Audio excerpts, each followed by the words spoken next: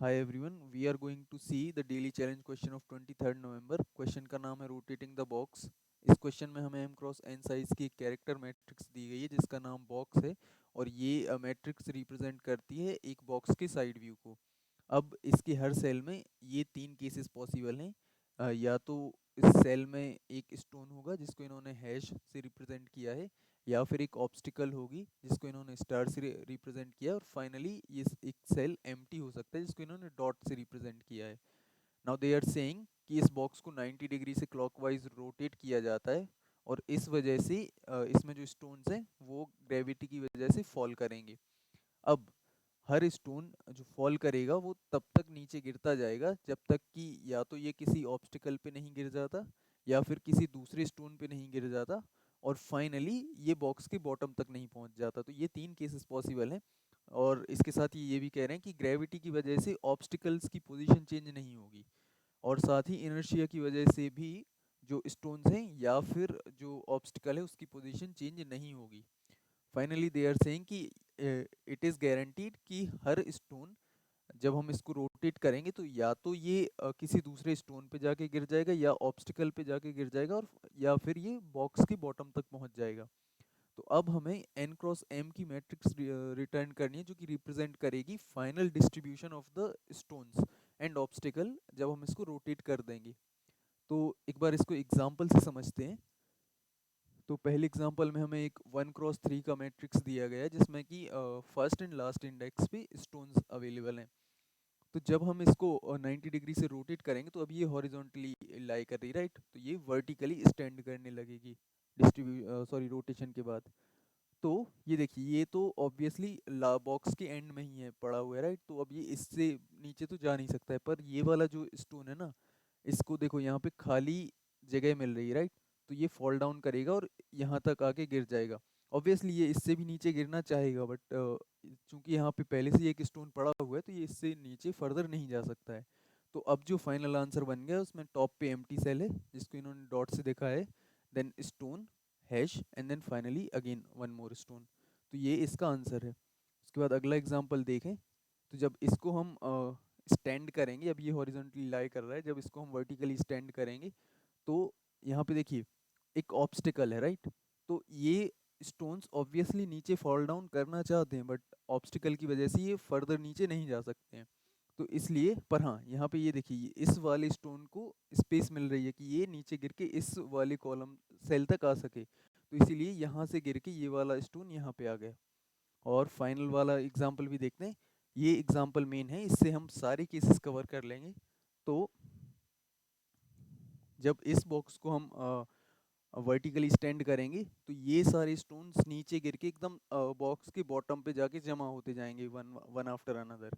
उसके बाद ये सेकंड लास्ट रो को देखें अगर हम, तो ये इस ऑब्स्टिकल की वजह से नीचे नहीं गिर पाएंगे, देखिए, तो ये नीचे वाली पोजीशंस खाली रहीं, ऑब्स्टिकल की पोजीशन ऑब्वियसली चेंज नहीं हो सकती है, और ये सारे स्टोन्स स्टैक्ड हो चुके हैं टॉप पे। सिमिलरली लास्ट केस में भी यही होगा, खाली पोजीशंस ऑब्वियसली इन पे गिरने वाला कोई स्टोन्स था ही नहीं तो ये खाली ही रही, ऑब्स्टिकल्स की पोजीशन चेंज नहीं हुई, और ये स्टोन्स टॉप पे स्टैक्ड रहे। तो अब समझते हैं कि इसको सॉल्व कैसे किया जा सकता है। तो इसमें हमें कुछ ऑब्जर्वेशंस निकालनी पड़ेंगी।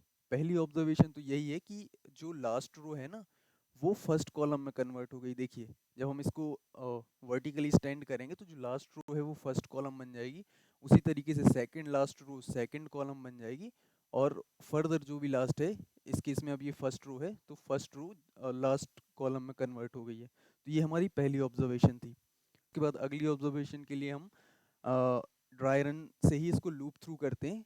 तो सबसे पहले देखिए, हम अगर यहाँ से स्टार्ट करें, लास्ट से शुरू कर रहे हैं, लास्ट से शुरू करने का फ़ायदा ये रहेगा कि हमें पता रहेगा कि प्रीवियस खाली पोजीशन कौन सी है, तो हम वहाँ पे जाके अपने स्टोन को फिल कर देंगे।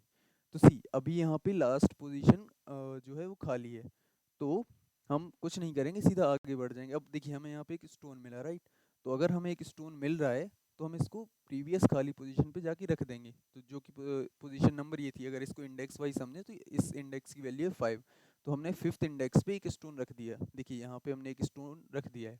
तो अब हमने इस पोजीशन को तो फिल कर दिया है, तो हमें खाली को अपडेट करना पड़ेगा, जो हमारी खाली वाली पोजीशन है उसको अपडेट करना पड़ेगा। तो अगली, अब जब ये स्टोन यहाँ सरक जाएगा तो ये पोजीशन खाली होगी, राइट। तो अब खाली पोजीशन का इंडेक्स हो जाएगा 4।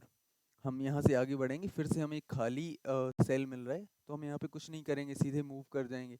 उसके बाद अब हमें यहाँ पे एक स्टोन मिलेगा, तो हम इस स्टोन को खाली पोजीशन पे जाके रख देंगे, तो ये पोजीशन हमारी अब खाली हो चुकी है। तो देखिए यहाँ पे एक स्टोन रख दिया, अब ये तो फिल हो गई, तो अगली खाली पोजीशन इससे पहले वाली होगी, तो अगला इंडेक्स हो गया 3।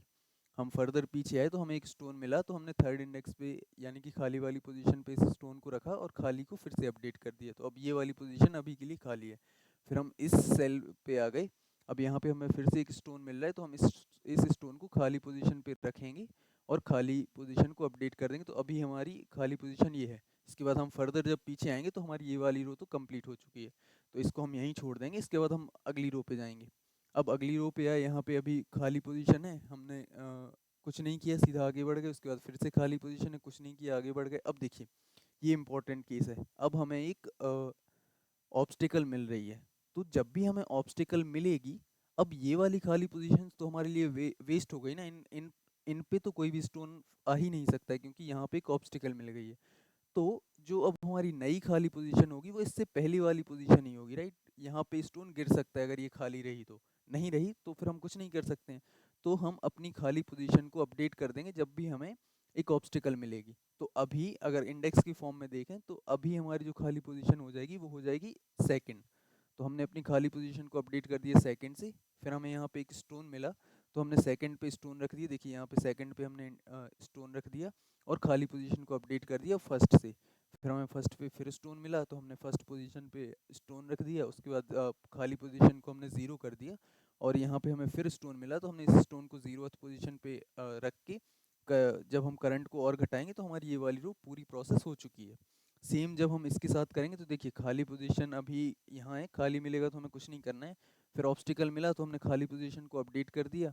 फिर हमें फिर से ऑब्स्टिकल मिली तो हमने फिर खाली पोजीशन को अपडेट किया, और इन दो स्टोन्स को जैसे हमने यहाँ पे फिल किया था वैसे यहाँ पे भी फिल कर देंगे। तो अगर फाइनली इसको समराइज़ किया जाए तो हमें दो तीन काम करने हैं। सबसे पहला तो हमें अगर ये m क्रॉस n की मैट्रिक्स है तो n क्रॉस m की मैट्रिक्स बनानी है। फिर लूपिंग स्टार्ट करनी है हमें लास्ट रो से। उसके बाद हमें लास्ट रो में भी लास्ट सेल से लूपिंग स्टार्ट करनी है इनको स्टोन्स को फिल करने के लिए। देन नेक्स्ट चीज़ हमें ये करनी है कि अगर हमें एक खाली सेल मिलता है तो हम उस केस में कुछ भी नहीं करेंगे। अगर हमें एक स्टोन मिल रहा है तो हम उसको खाली पोजीशन पे जाके रख देंगे। और फाइनल जो इम्पोर्टेंट चीज़ है कि अगर हमें ऑब्स्टिकल मिलेगी तो हम खाली पोजीशन को अपडेट कर देंगे। बस हमें इतने काम करने हैं और ये क्वेश्चन सॉल्व हो जाएगा। तो कोड करके समझते हैं। अच्छा, कोड करने से पहले मैंने ये समरी को यहाँ पे भी लिख दिया है। और एक इम्पॉर्टेंट चीज़ जो बच गई है वो ये है कि हमें आयत रो के लिए ना जो कॉलम का इंडेक्स है वो इससे मिल जाएगा m-1 - 1 से, m-1 - i से। कैसे, तो देखते हैं। आई सपोज जो हमारा यही वाला एग्जांपल था ना जिसमें कि हमें m की वैल्यू 3 दी गई थी। तो अगर m 3 है तो जीरोथ रो के लिए जो कॉलम नंबर आएगा वो आएगा सेकंड कॉलम। इसका मतलब वही है कि जो फर्स्ट रो है वो लास्ट कॉलम बन चुकी है। उसके बाद जो सेकंड लास्ट रो है वो सेकंड कॉलम बन चुका है, और जो लास्ट रो है वो फर्स्ट कॉलम बन चुका है। तो इस फॉर्मूले से हम कॉलम का इंडेक्स फाइंड कर लेंगे। तो इसको फटाक से कोड करते हैं। तो सबसे पहले तो m एंड n निकाल लेते हैं।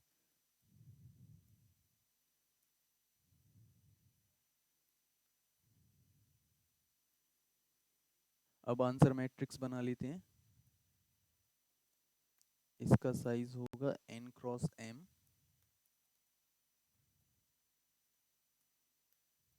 और इस के सेल्स को इनिशियलाइज कर लेते हैं एम्प्टी सेल से। फाइन, अब हमें लास्ट रो से लूप स्टार्ट करना है। तो for int i is equals to m-1, i को ज़ीरो से बड़ा होना चाहिए और आई को हम नीचे तक घटाते जाएंगे।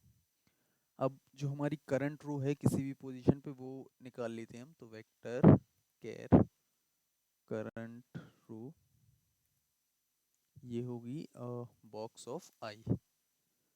फाइन, अब जैसा कि हमने यहाँ पे करंट और खाली पोजीशंस बना ली थी ना लूप करने के लिए, तो हम वो वेरिएबल यहाँ पे भी बना लेते हैं। करंट ये होगा हमारा n-1 पे, क्योंकि हमें लास्ट सेल से स्टार्ट करना है, और ऐसे ही खाली जो पोजीशन है उसको भी हम n-1 से स्टार्ट कर देंगे।